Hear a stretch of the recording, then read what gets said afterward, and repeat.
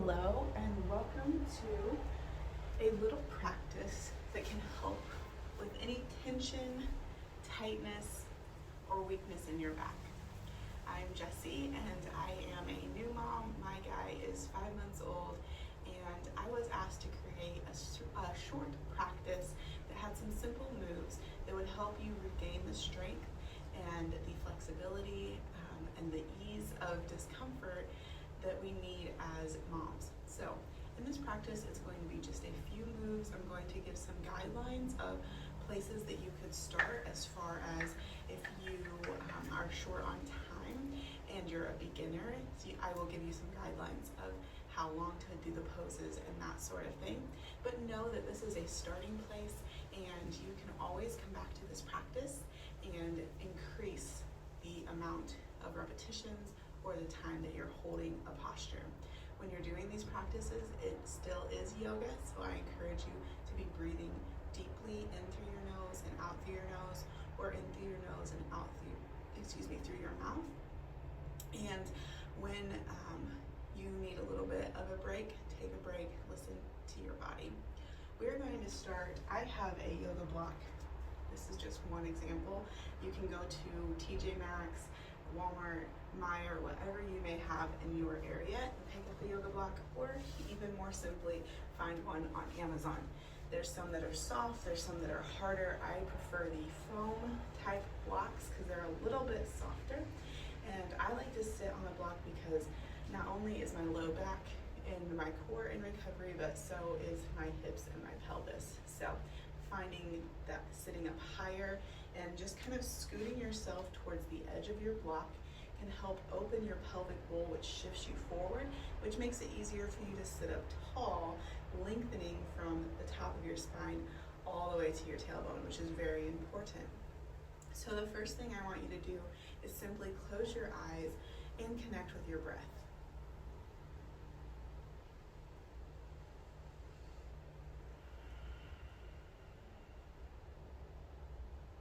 In our yoga practice, continue to breathe in that way, and you will begin to notice that when you find that breath, you use it as an anchor to bring you into this place of stillness, regardless of what's going on. So if you came to the mat frustrated, if you have kids running around, if you have a whole to-do list, you use your breath as an anchor that holds you, and you can use that to come into this place of silence no matter where you are during your day, when you just need that little break of sanity. Now that you're connected to your breath, continue to use that breath as you move. So start to make some circles. We're just doing a little bit of light warm-up because you never want to just thrust your body into a movement. You want your body to recognize that you're moving from going about your day into a practice. So I like to do that by using circles like this, going side to side, and be intentional. So if you're here to work on your low core, your low back, then as you breathe, you might even put your hands there so you're focused on the movement. How does this movement feel in those specific areas? And always try to bring breath to those areas. So as you inhale and exhale, imagine that you're breathing right to those spots. Now stopping the circles, you're going to take your feet out in front of you, creating some space so that your body sits, the torso of part of your body sits between your legs. I like to grab the front of my legs for this posture. You might prefer something else. Do what works for you, but we're going to do the cat-cow stretch in this seated way. So you're going to press your heart forward, arch your head back, inhale. When the chest is open, you always inhale when the body's open. So bring air in and round back, push your shoulders forward, press your middle and upper spine into a C shape, and exhale fully because you're compressing, so you're pressing the air out. Now reverse that, pull the heart forward, inhale, and exhale, press back.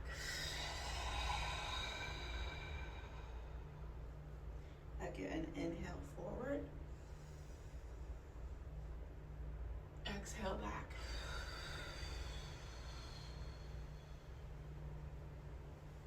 Inhaling forward and exhale back. notice how this movement affects your lower abs and your low back. A lot of times people think it's just this region of the body because that's where we're creating the C shape, but it is, you are having to tuck as you press back, and as you move forward, you are expanding, lengthening the spine. So you want your whole spine to be engaging. So imagine the whole spine moving and get really flowy as you do this. We need, I was going to say strength, but to get strength, we need flexibility. Your back, your spine needs to be supple. And so doing cat-cows is strengthening, but more importantly for this purpose, it's moving the spine, it's getting the synovial fluids moving around in your body, preparing your body to do a little bit of work. Now let's roll onto our back for this next one, and this is where you will need a block. Oftentimes I'll say that you can use a pillow or a book or rolled up blankets to substitute your block, but in this case you do need an actual block or something that's lightweight so that it won't harm you if it falls. I want you to place the block on the bottom of your feet, lift your feet up. From here, you're going to press your feet up to the sky. You're going to be head on the mat, looking up, and you're gonna lift, try to press up as much as you can, and then back down. And then press up and back down. This is a very subtle movement. You might have to adjust your block a little bit.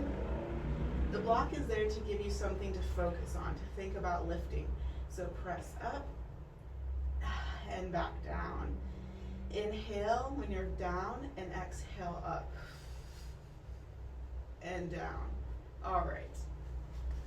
Drop the block, roll the block, come back up. That one is really tricky, but what it does is it puts your focus onto that region of the body that you're wanting to strengthen, and with time you will find that you can press that block up just a little bit more and a little bit more.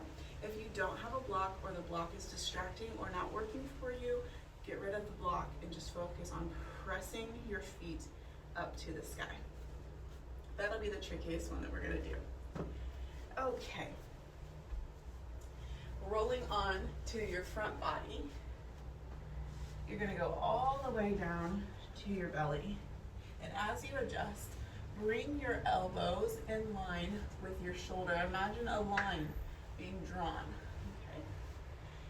You're looking forward, the tops of the feet are flat on the earth and your glutes are relaxed.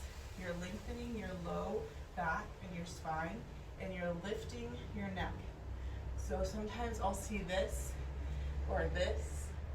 or tucking too much, lots of things like that. We still want to maintain the length in this posture. So this is Sphinx pose. Now, try to keep the low body loose. Don't gather tension anywhere. You're going to hold here. You are opening your chest, so think about pressing your heart forward. The palms of your hands are touching the earth, and you're trying to make your neck as long as possible. So don't tilt the head back and try not to round forward. Keep a steady gaze in front of you. And once you feel like you have all those components in place, simply rest into the posture. This is all there is to it. It's simply holding and allowing your body to rest into the posture. As your body gets used to the pose, you'll start to notice little subtle shifts and motions. You might find that all of a sudden you get a nice release and you can move further or more comfortably into the pose. So give your body the chance to settle and continue to breathe through all of these things. You are always incorporating your breath. I would encourage you to try this posture for at least 30 seconds as you start, and try to add 10 or 15 seconds on every time you come back to this practice. And release. It can feel really nice to stack your palms and place your forehead down and allow your back body to fully relax.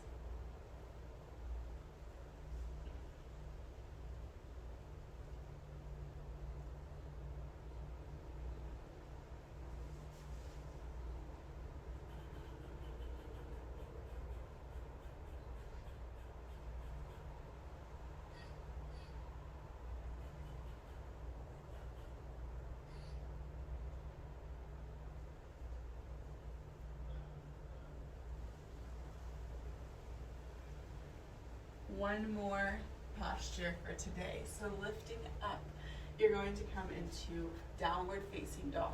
Now, if you are brand new to practices, downward facing dog may be a place that you just start with, and that is as far as you need to go for right now. If you have been practicing for a while, adding this knee to nose movement can really help elevate what you're already doing and bring some extra awareness and work and strengthening to the low abs and the low back. So hands on your mat. First fingers are parallel to each other, starfish hands. Tuck your toes, engage your hips, lift up into downward facing dog. If you need to, you can take your feet a little wider and you can keep your knees bent, but keep your spine long and flat. Looking back towards your feet, you might open up and be in a fuller downward facing dog. You're going to lift one leg straight behind you. And again, this might be the place where you start. If you're ready for more, create space under your body and pull your knee to your nose as you round. And then you'll push your foot right back up. Keep trying that. Try that a couple more times. And while you do this, think about that same posture we did in our cat-cow. Remember how when you round back, you open up and you have all this space in the front of your body? Use that same principle to give you lots of space under your body to bring that knee in to meet the nose. And it is partially the nose coming back to meet the knee as well. I'll show you again on the other side. So you start in your downward facing dog, you extend the leg, you look back and draw the two together. And then press back. One of the favorite visualizations that I use for that is that you're actually pressing something under your foot as you go back. So don't just swing your leg forward and back. Really create some tension. You want a nice flat foot as you're kicking back. You want your foot flat and you're extending. If that is too intense for your body, it hurts your wrist, or it's just your body's not there yet, you can get the same benefit right here.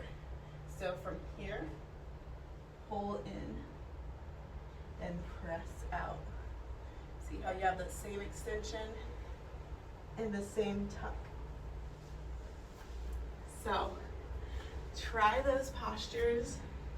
You will notice and feel how it is helping you expand and strengthen inside your body. With the nose to knee pose, try maybe 5 repetitions on each side as you start, and then as your strength builds, you can add a little more. This is definitely a practice where quality over quantity is most important. So if you're doing 5 of them, do 5 really excellent ones, and you may see more progress than if you were trying to crank out 10 or 15 on each side. This isn't about getting a really great workout and working up a sweat. This is about building deep strength in your body. Thanks so much for stopping by. If you have any questions, leave a comment or reach out to me on Instagram or Facebook at 𝐃𝐞𝐭𝐚𝐢𝐥𝐬, and I will see you next time. Namaste.